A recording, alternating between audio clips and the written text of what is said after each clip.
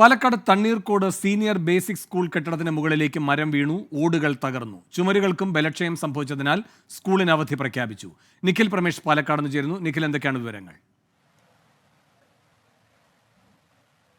വേണുന്ന് പുലർച്ചെയാണ് സ്വകാര്യ വ്യക്തിയുടെ പറമ്പിൽ ഉണ്ടായിരുന്ന മരങ്ങൾ ഈ സ്കൂൾ കെട്ടിടത്തിന് മുകളിലേക്ക് കടപുഴകി വീഴുന്ന സാഹചര്യം ഉണ്ടായത്. ഇതേ തുടർന്ന് തണ്ണീർക്കോട് സീനിയർ ബേസിക് സ്കൂളിന് ഇന്ന് അവധി പ്രഖ്യാപിച്ചിരിക്കുകയാണ്.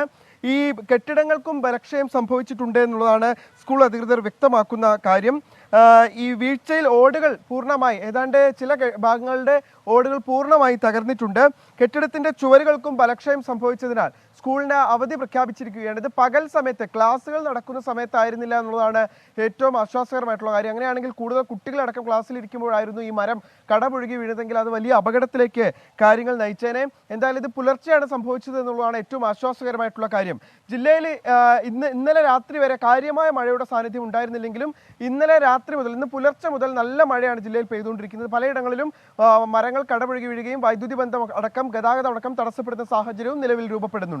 ശരി, നിഖിൽ പ്രമേഷാണ് പാലക്കാട് വിവരങ്ങൾ നൽകിയത്.